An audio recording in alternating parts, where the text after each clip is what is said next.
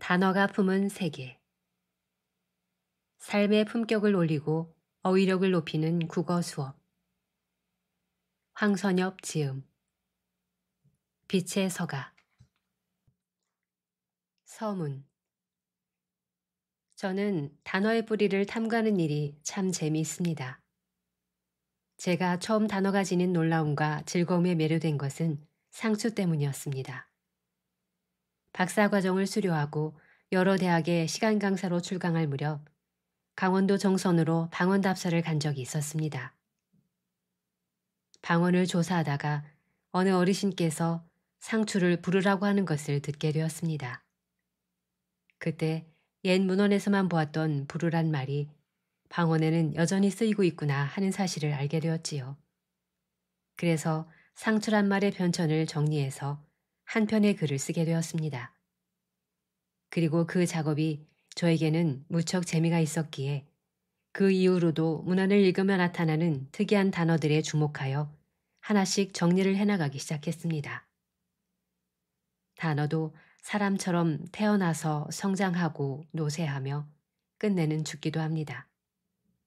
다만 단어의 수명은 천차만별이어서 어떤 단어는 선사시대부터 현재까지 쓰이는 것도 있고 불과 몇 년 쓰이다 사라지는 것도 있지요.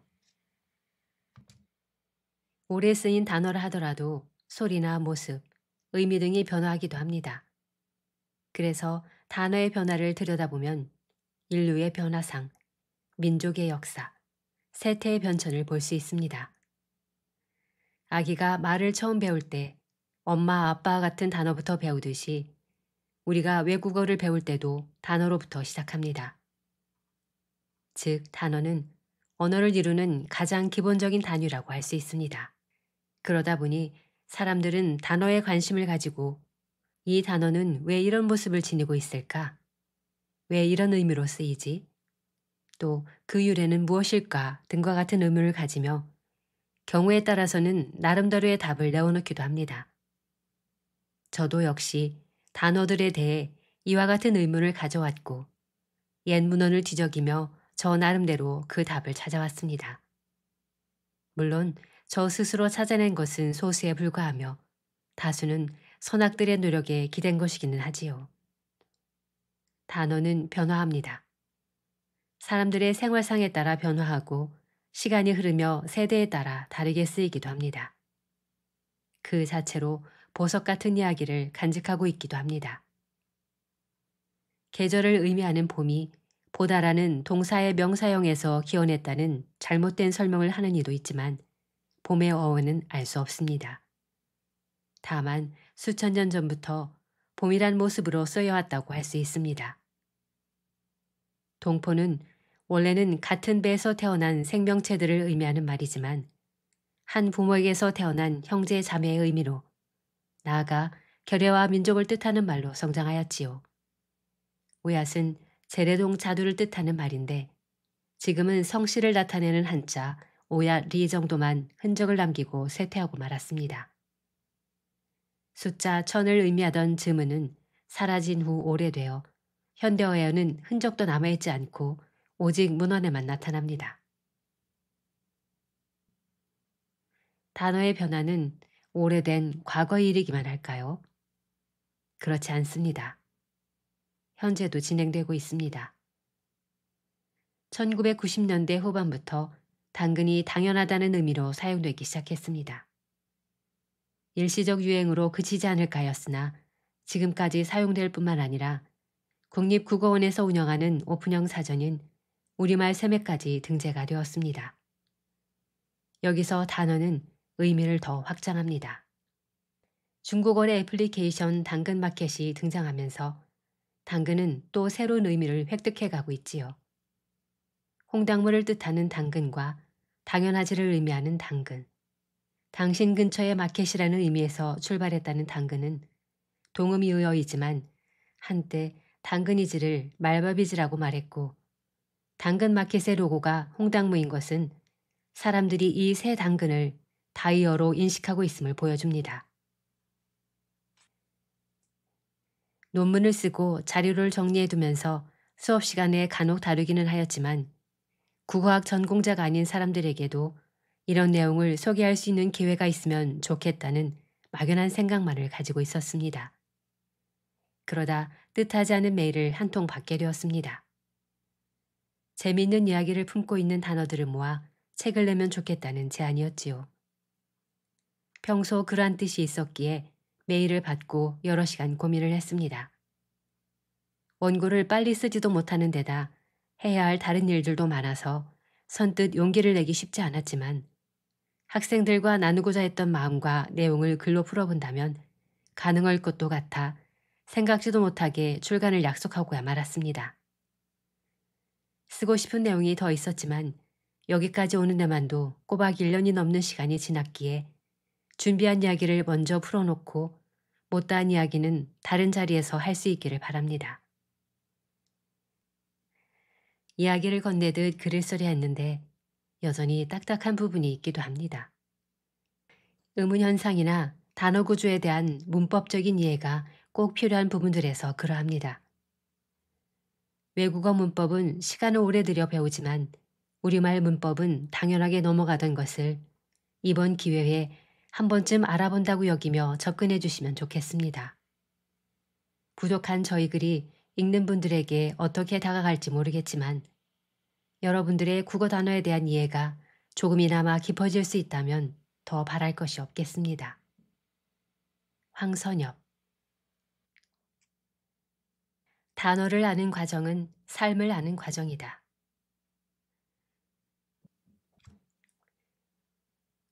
단어가 왜 이렇게 불리게 추적하다 보면 생동하는 삶을 만나게 됩니다. 단어를 알아가는 과정은 사람들의 삶을 아는 과정이라고 보아야 할 것입니다. 우리나라의 해당화와 중국의 해당화는 전혀 다른 꽃.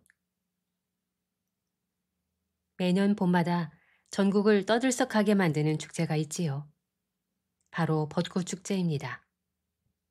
봄꽃이 만발하는 시기가 오면 꽃축제가 곳곳에서 열리고 거리는 화사하게 핀 꽃을 즐기러 나온 사람들로 붐빕니다.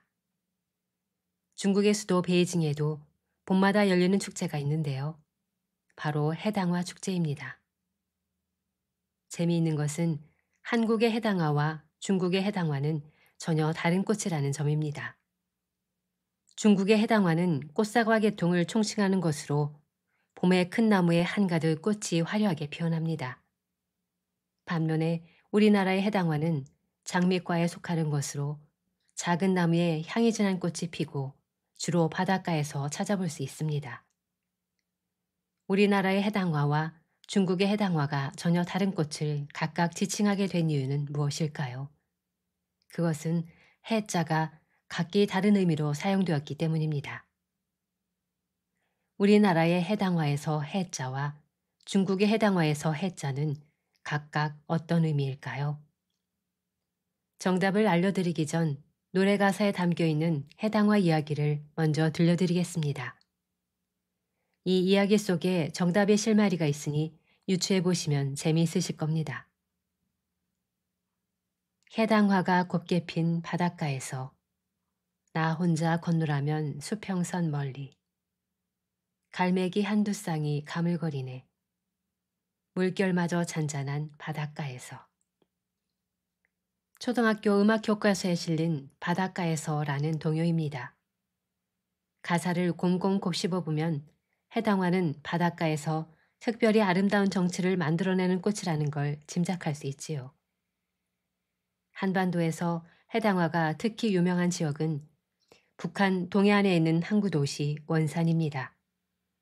명사심리 해당화라는 말을 들어보신 적 있으신가요? 명사심리는 원산시에 있는 해변인데요. 곱고 아름다운 모래사장이 심리나 펼쳐져 있다는 의미에서 부여된 이름입니다.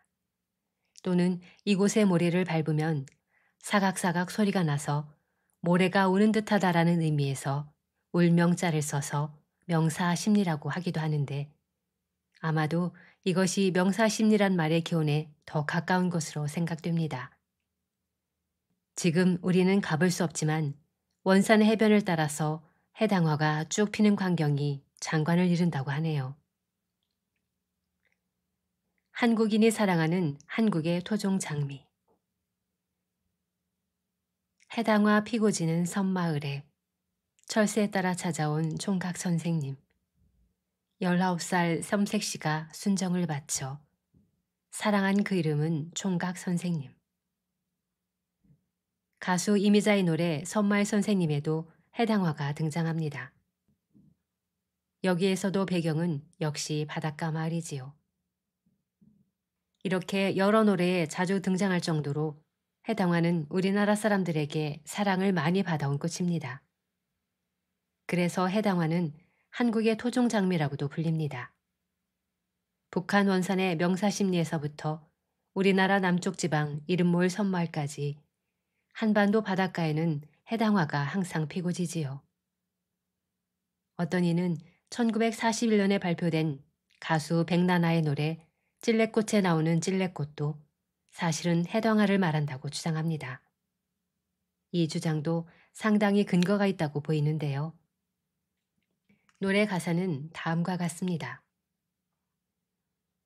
찔레꽃 붉게 피는 남쪽 나라 내 고향. 언덕 위에 초가삼간 그립습니다. 찔레는 장미과에 속하는 나무로 장미과에 속하는 만큼 가지에는 예리한 가시가 있습니다. 찔레라는 이름도 가시가 있어 만지면 찔린다는 의미에서 붙은 이름입니다. 찔레의 꽃은 5월쯤에 피는데 하얀색의 작은 꽃이 덤불지어 무더기로 피는 것이 특징입니다. 장미과이니만큼 향도 진한 편이라고 하네요. 그런데 노래 가사에는 찔레꽃이 붉게 핀다라고 했습니다. 물론 찔레꽃도 완전히 하얗기만 한 것은 아니고 살짝 옅은 분홍빛을 띠기도 합니다. 벚꽃처럼 말이지요. 그렇다 하더라도 우리가 벚꽃을 보고 꽃이 붉게 피었다라고 하지 않듯이 찔레꽃도 붉게 피었다고 하기는 어려울 것 같습니다.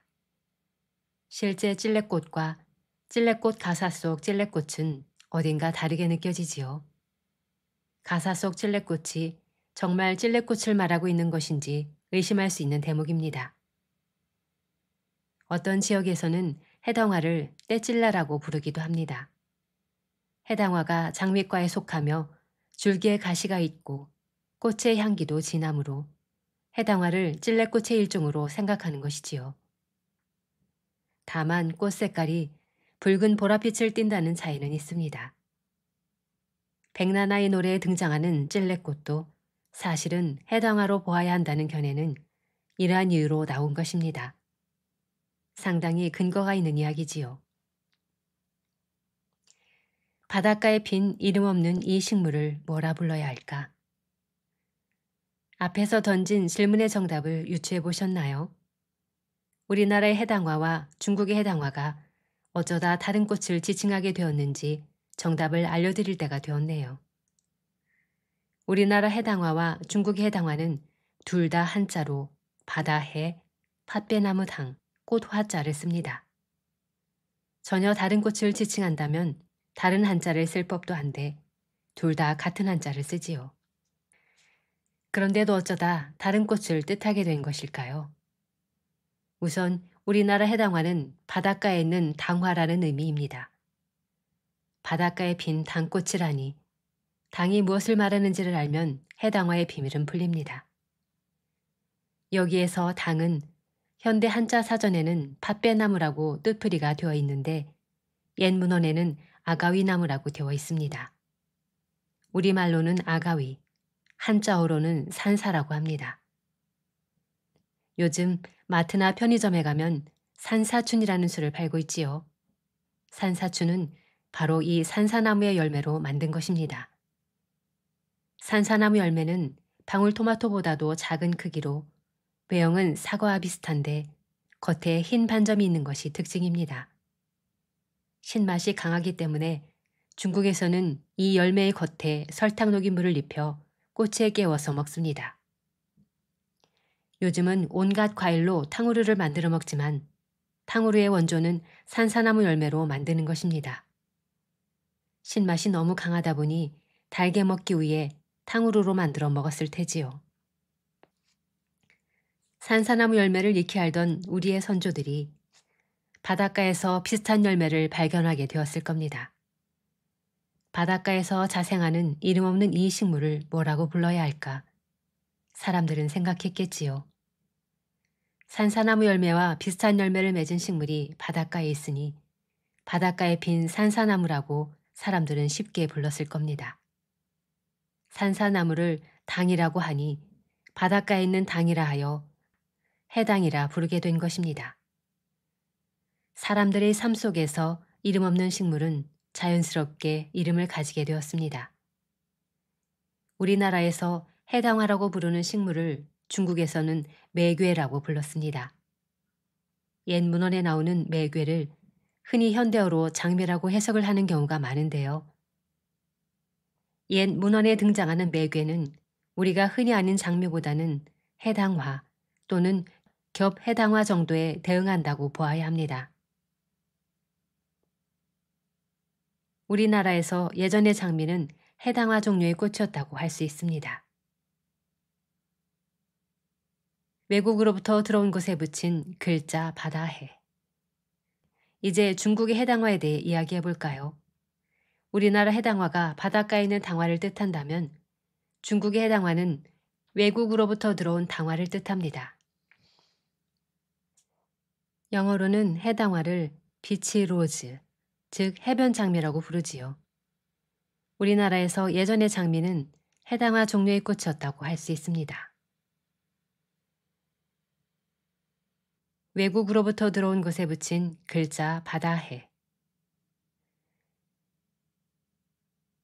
중국 사람들은 꽃사과나무를 보면서 산사나무 열매와 아주 유사하다고 생각했던 것 같습니다. 이 열매를 뭐라고 불러야 할까? 사람들은 잘 알지 못하다가 꽃사과나무가 외국에서 들어왔으니 외국으로부터 들어온 산사나무라는 뜻으로 해당화라 이름을 붙였을 겁니다. 우리나라 선조들의 삶 속에서 해당화가 자연스럽게 이름을 가졌듯 중국의 해당화도 중국 선조들의 삶 속에서 자연스럽게 이름을 가졌습니다. 즉, 똑같은 해자가 중국에서는 외국에서 들어온이라는 출처의 의미로 쓰이고 우리나라에서는 바닷가에서 자라는 이라는 생장지의 의미로 사용이 되었어요. 앞서 이야기하였듯 중국의 해당화는 꽃사과 계통의 꽃을 총칭합니다. 꽃사과 나무의 열매 역시 산사나무 열매와 흡사하기 때문에 중국에서는 꽃사과 나무를 외국에서 들어온 산사나무라는 뜻에서 해당 내지 해당화라고 한 것입니다.